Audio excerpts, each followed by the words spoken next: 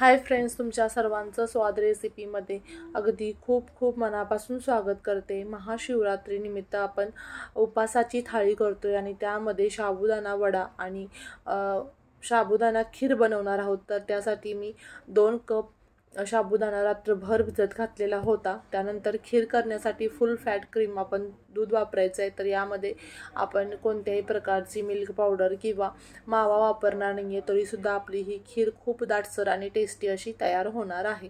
तर दूध आपण गरम करायला ठेवायचं आहे आणि इथं मी काही ड्रायफ्रूट जे आहेत तुमच्या आवडीनुसार ड्रायफ्रूट घ्यायचे आहेत आणि ते पाण्यामध्ये 4 ते 5 तास मी भिजत घातले होते।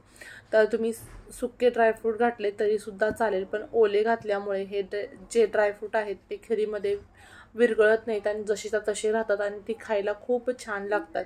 आता मी ते ड्रायफ्रूट आहेत ते फक्त कट करून घेते। आपलं हे दूध ही छान असं उकळलेलं आहे। तर याची जी साय आहे त्यामध्येच आपण मिक्स करत राहायचं आहे आणि दूध थोडंसं आपण ह्याला आटवायचं आहे। तर यामध्ये आपण बिलकुल पाण्याचा वापर केलेला नाही। आता मी 2 ते 3 चमचे फक्त आपण यामध्ये साबुदाणा घातलेला आहे। तर अर्धा लिटर दुधाची मी खीर करते। त्यानंतर चवीपुरती साखर घालायची। तर साखरेचं प्रमाण आपल्या आवडीनुसार आपण कमी किंवा जास्त वापरायचं आहे आणि ही खीर मंद गॅसवरती आपण शिजवून घ्यायची आहे। आता आपण एक तडका पॅन घेऊयात आणि खीर आपण दुसऱ्या गॅसवरती ठेवलेली आहे। आता यामध्ये साजूक तूप घ्यायचं, घरचं घ्यायचं शक्यतो 1 चमचाभर।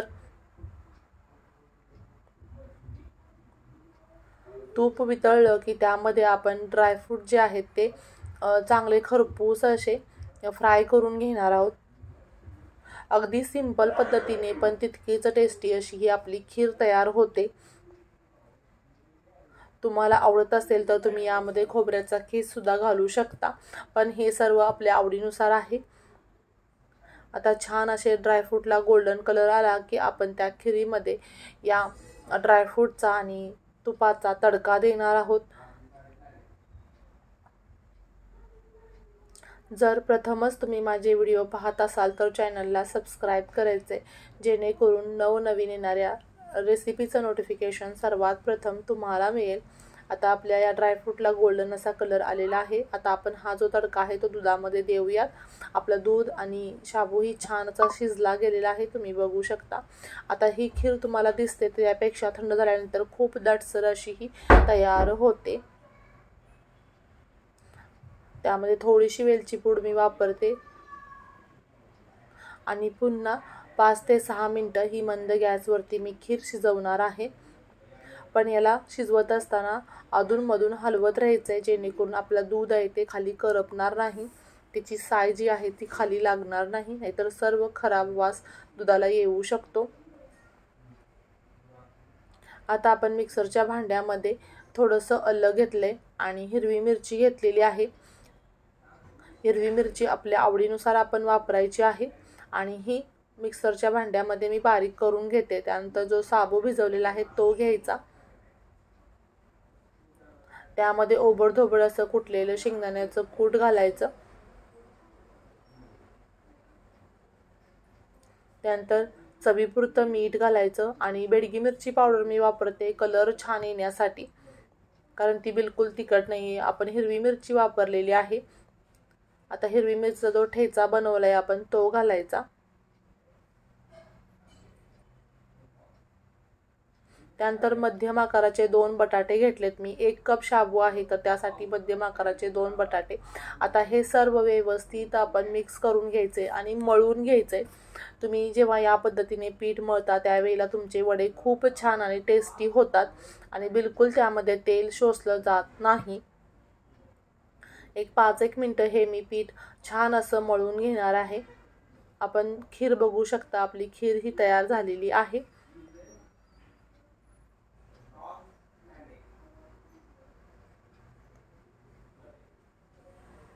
आपण गॅस बंद केलेला आहे। त्यानंतर आपलं हे पीठ तयार झालेलं आहे।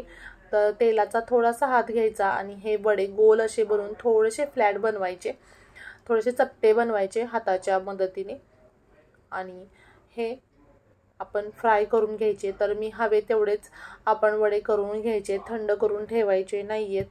तर आत्ता मी फक्त 3 ते 4 वडे करणार आहे.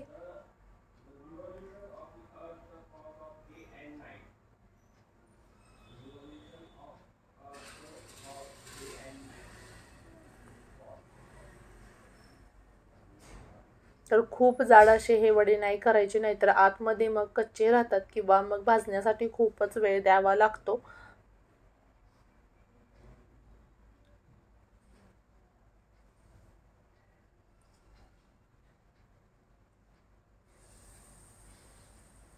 तुम्ही हे जर सकाळी पीठ तयार केलं आणि संध्याकाळी जरी वडे केले तरी सुद्धा चालतात, पण दुसऱ्या दिवशी वापरू नका.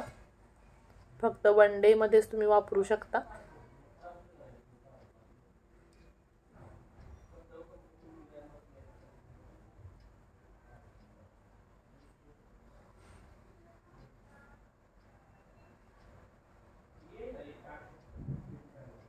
आता आपण बाकीचं पीठ बाजूला ठेवून देऊयात आणि वडे आता आपण फ्राय करून घेऊत. तेल मी गरम करायला ठेवलेलं आहे.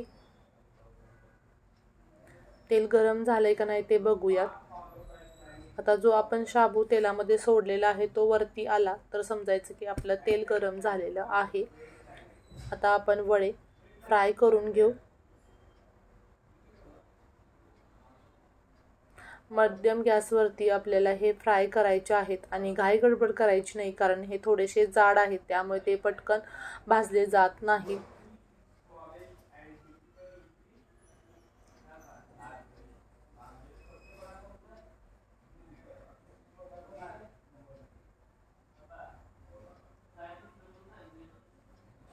तुम्ही बघू शकताय, आपण पीठ जरी मळून घेतलं असलं तरी सुद्धा प्रत्येक शाबू हा तुम्हाला वर व्यवस्थित फुललेला दिसेल.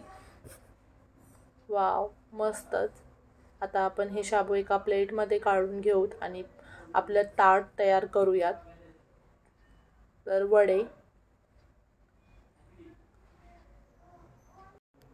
सोबत आपण जी खीर बनवली आहे ती बघू शकता तुम्ही किती दाटसर झालेली आहे. दही आणि हिरवी मिरची सोबत ठेवायची, मस्त असं झणझणीत ताट आपलं तयार होतं. पुन्हा भेटूया अशाच नवनवीन आणि जायकेदार रेसिपी सोबत. तोपर्यंत बाय बाय.